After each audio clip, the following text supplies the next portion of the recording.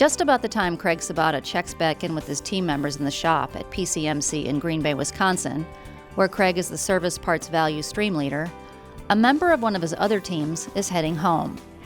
Meet Mason, Craig's youngest son. Together with his wife Natalie and older son Jack, Craig leads his home team in helping Mason thrive in spite of challenges. I think for me it was surprising because we had had an appointment 3 days before with a geneticist.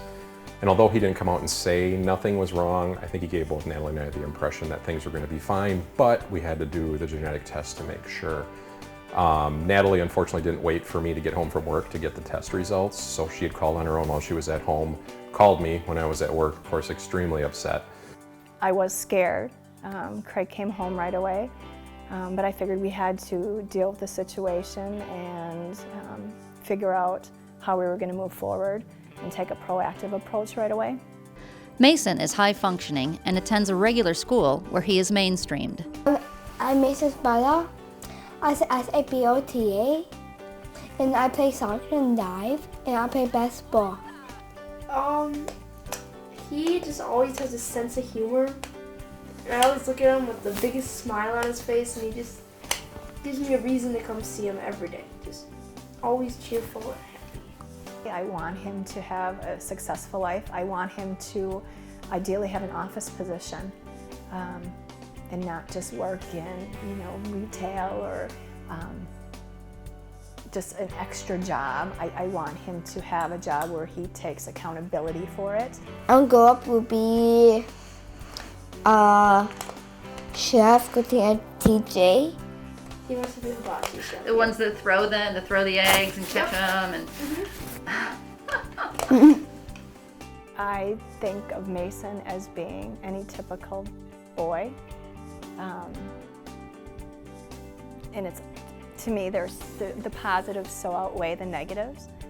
Yes, it's extra work on my part, but it doesn't matter because it's your child and you do anything for them.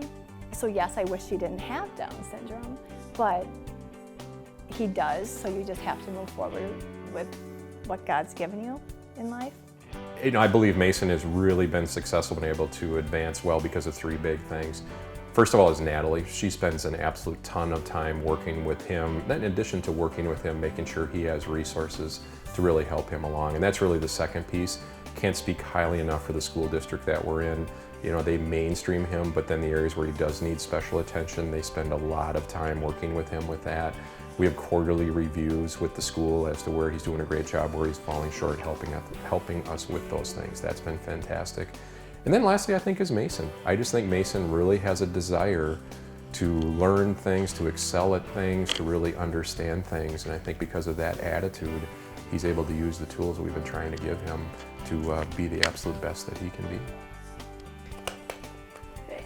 The best thing about being a part of this family is that we all love each other, and if we're all having a bad day, Mason over here cheers us all up with his big smile from ear to ear when he comes home.